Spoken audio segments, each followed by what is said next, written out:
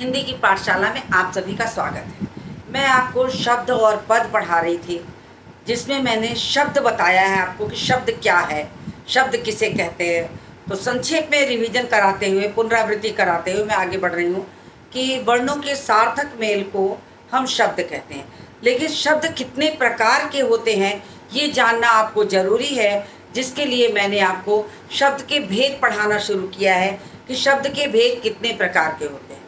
तो शब्द के भेद जो है वो क्या है, 4 प्रकार के उनके भेद हैं। तो कौन कौन सा? उत्पत्ति के आधार पर, इधर खड़ी होती हूँ तो आपको दिखाई देगा।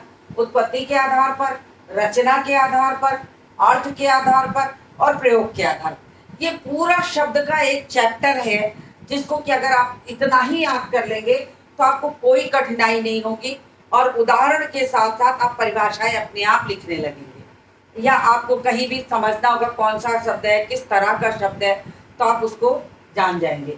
तो सबसे पहले मैं इन्हीं को आपको स्पष्ट करने चल रही हूँ कि सबसे पहले उत्पत्ति के आधार पर जो शब्द है तत्सम, तद्भव, देशज और विदेशज, इसको समझाऊंगी। तो मैं आगे वाली चीजों को रब कर दे रही हूँ। अगर आपको इसका स्क्रीनशॉट लेके चार्ट की जरूरत है तो आप इसे उतार लीजिए, अन्यथा आप तमाम किताबों में भी मिल जाएगा, आप इसका प्रयोग कर सकते हैं और समझने के लिए इतना काफी है।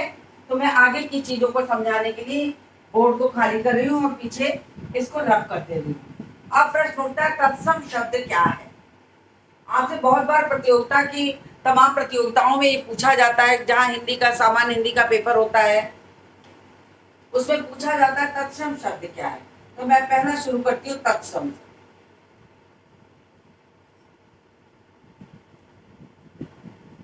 तत्सम शब्द क्या है?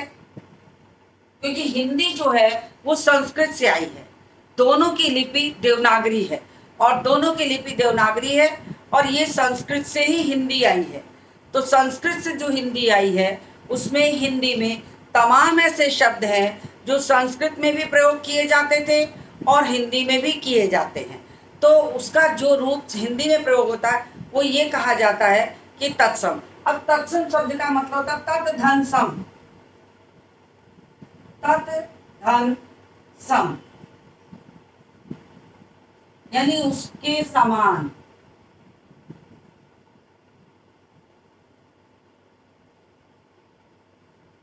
अर्थात जो शब्द संस्कृत से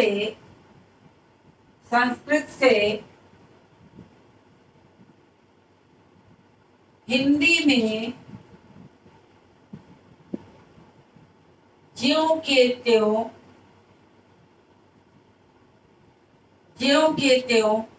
जैसे का तैसा, जैसा प्रयोग संस्कृत में होता है वैसा ही हिंदी में होना है। ज्यों के त्यों प्रयोग किए जाते हैं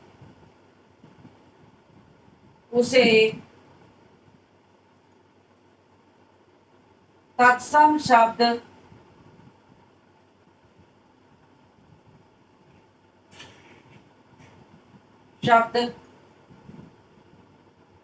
कहते हैं। उसे तत्सम शब्द कहते हैं। मार्कर अच्छा नहीं चल रहा, मैं मार्कर बदल दे रही हूँ थोड़ा। तो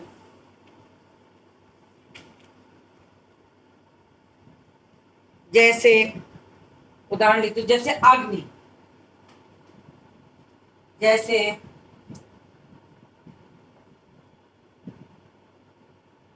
अग्नि, वृक्ष,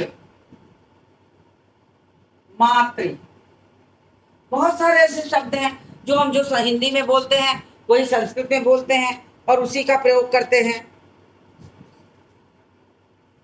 सूर्य, छात्र, तमाम ऐसे शब्द हैं वो जो हिंदी में प्रयोग होते हैं वही संस्कृत में भी प्रयोग होते हैं। तो संस्कृत से जो हिंदी में हूबहू उसी रूप में प्रयोग किए जाने लगते हैं उन शब्दों को हम तत्सम शब्द कहते हैं। अब आ गया तद्भव शब्द। दूसरा है तद्भव शब्द। तद्भव शब्द का मतलब क्या होता है? तद्भव,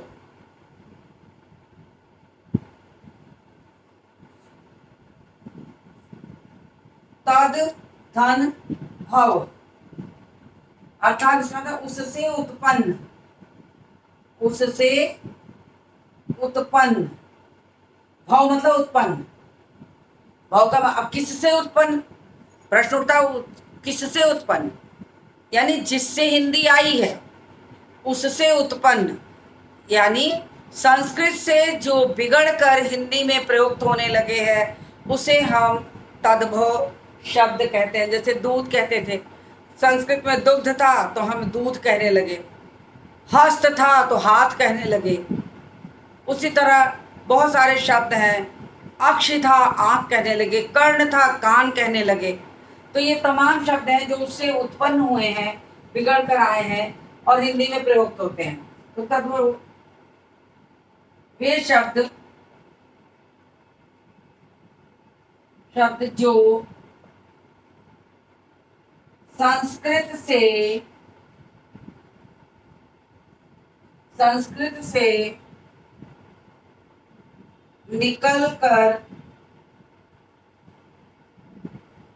अपने बिगड़े रूप में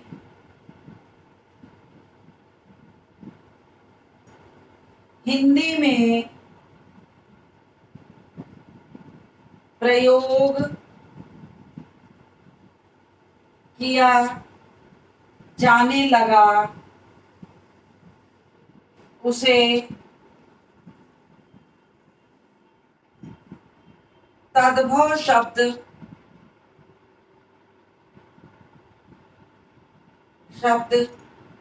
कहते हैं। जैसे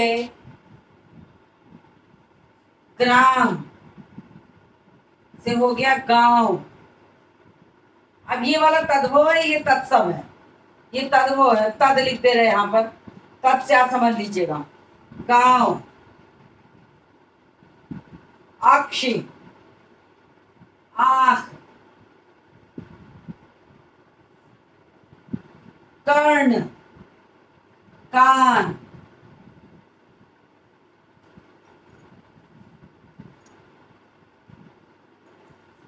मातृ, मां, सूर्य, सूरज,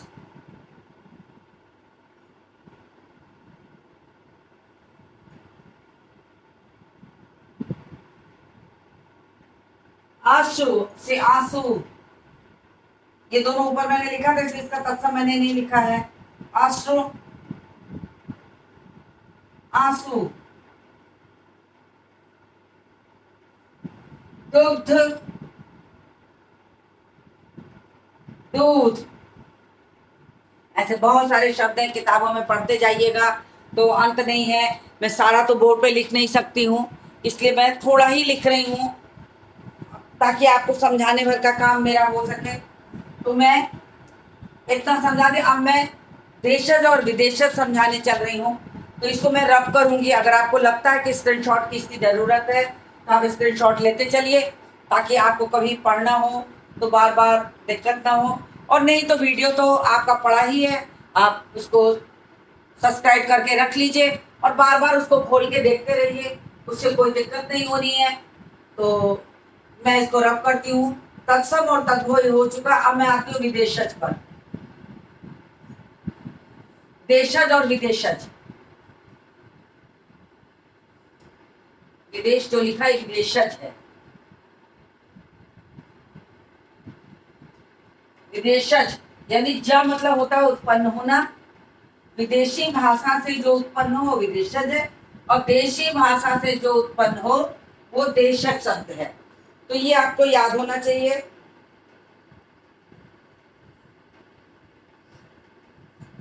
अब मैं लिखती हूँ देशज शब्द। देशज शब्द, जैसा कि आपको शब्द देख के ही पता चल रहा है देशज शब्द क्या है। देशज शब्द का मतलब होता है कि जो हम घर, हिंदी भाषा जो हमारी है, ये जब बोली में परिवर्तित होती है, जब ये 7-8 कोस पर इसकी जो भाषा है वो परिवर्तित होती चली जाती है। आप जैसे जैसे पूरब में जाएंगे पूर्वी हो जाएगी, तो बोली में परिवर्तित होती जाती है। तो जिन क्षेत्र विशेष में बोली जाने वाली जो भाषा होती है वो देशज भाषा होती है। देशी भाषा कहिए या उसको देशज भाषा कहिए। देशज देशी भाषा से उत्पन्न, ज मतलब उत्पन्न होना, तो देशज कहिए या विदेशज कहिए। तो इसकी परिभाषा क्या हो गई? जो भाषा हिंदी की किसी बोली में प्रयोग किए जाने वाले शब्द से निकल कर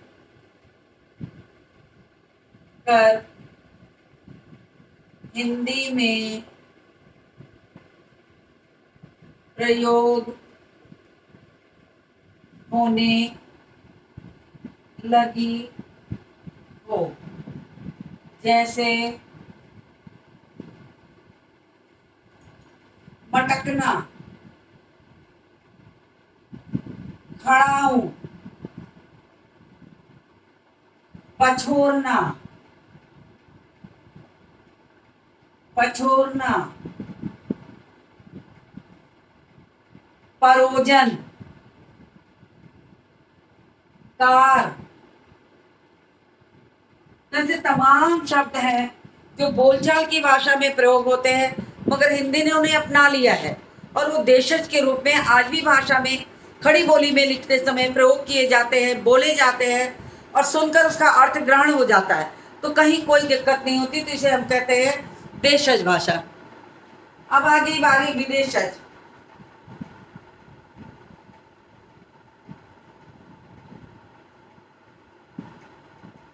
विदेशज क्या है? हिंदी को मैंने कई बार ये बात पढ़ाते समय आपको बताया है कि हिंदी इतनी विशाल हृदय वाली है कि तमाम भाषाओं के जो शब्द है उसको उसने इस तरह ग्रहण कर लिया है कि बहुत सारे लोग तो ये जानते ही नहीं हैं कि ये शब्द हिंदी का है भी अथवा नहीं।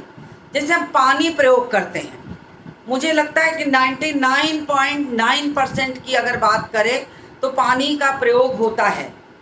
1% पूजा पाठ में हम जल कहते हैं, जल शब्द का प्रयोग करते हैं, लेकिन जल हिंदी का शब्द है और पानी जो है वो अरबी फारसी से आया हुआ शब्द है। लेकिन पानी इतना कॉमन हो चुका है, इतना सामान्य हो चुका है कि हम ये अलग करना नहीं जानते कि ये हिंदी का है भी अथवा नहीं है।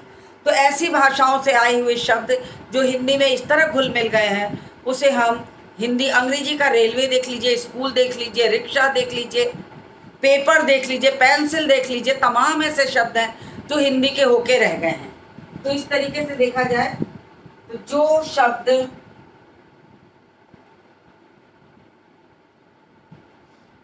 अन्य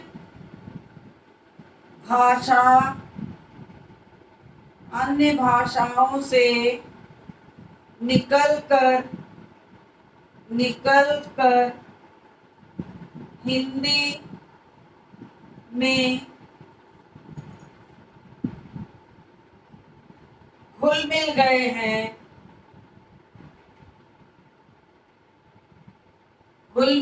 हैं, वे विदेशज शब्द कहलाते हैं।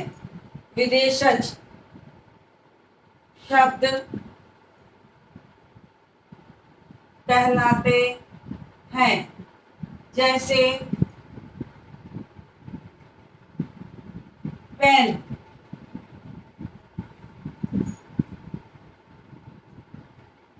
पेंसिल, स्कूल, रेल, रिक्शा, चॉकलेट, जिन शब्दों का हम हिंदी ही नहीं ढूंढ पाते हैं, पेपर,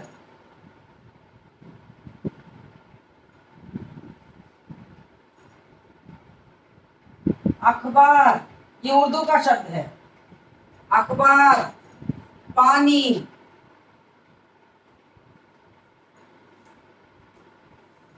अखबार, पानी,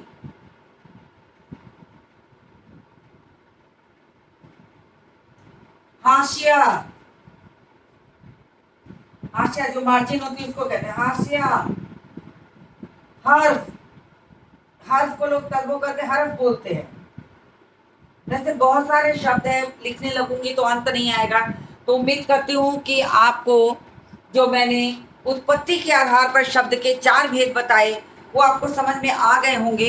तो ये तत्सम, तद्भव, देशज और विदेशज जो तमाम परीक्षाओं में पूछे जाते हैं, चाहे वो क्लास 6 का बच्चा हो और चाहे 12th का हो और चाहे किसी प्रतियोगिता को देने जा रहा हो, ये सारी चीज़ें उसे आनी चाहिए। शब्द के भेद तो बहुत ज़्यादा आते हैं, शब्द और व्यंजन और स्वर से बड़े प्रश्न आते हैं। मैं आपको क्रम से सब पढ़ाऊंगी।